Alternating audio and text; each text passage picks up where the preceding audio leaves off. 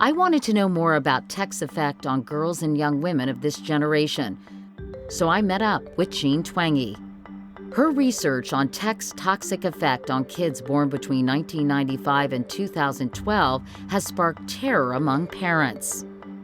I've always been a big admirer of Jean's work, so I'm really psyched to see her again.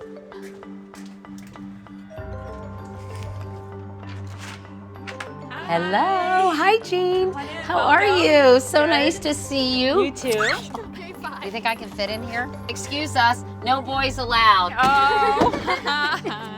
Twenge is acutely aware of how teen girls are absolutely submerged by the pressures of social media and cyberbullying. Who has a smartphone? Not you? I don't want a phone. You don't want a phone? Wait.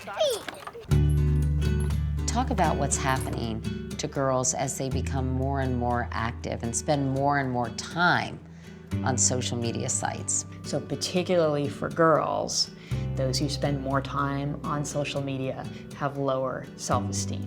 Popularity is now quantifiable in a way that it didn't used to be. I was gonna say, every hour almost, you subject yourself to a popularity contest. You know, and think about that with us as adults doing that, and then think about being 13 or even 11 and going through that. At that time in your life when you're so uncertain about yourself and trying to find your identity. These mental health trends, they are much more pronounced for girls than for boys across the board, whether we're talking about the symptoms of depression or the clinical level depression, loneliness, the lack of sleep, even the suicide rate, all of those trends since 2012, they're much stronger for girls. Suicide numbers are stunning. Yeah. So the biggest increase has been in girls ages 12 to 14, where the suicide rate has tripled in the past 10 years. And teens, both boys and girls, are generally living more isolated lives, regressing in certain ways that past generations haven't. iGen teens, compared to previous generations, by spring of their senior year, are less likely to have a driver's license, work at a paid job, go out without their parents, date, have sex, and drink alcohol. All of this, at its root, might just be when you're spending 6 to 8 hours a day on the screen, you don't have as much time left over to do things that are better for you. You compared some kids in terms of their mental health. If you look at the link between happiness and how teens spend their time, pretty much everything that teens can do that's not on a screen, even homework, or getting together with your friends, or going to religious services, or sports or exercise, all those things are correlated with more happiness.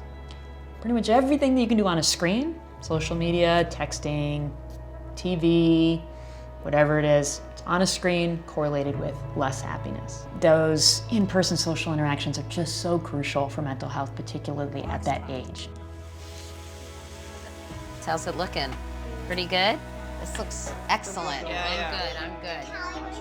Do I wish my mom let me use more technology? Actually, it's gonna sound surprising for everyone here. No.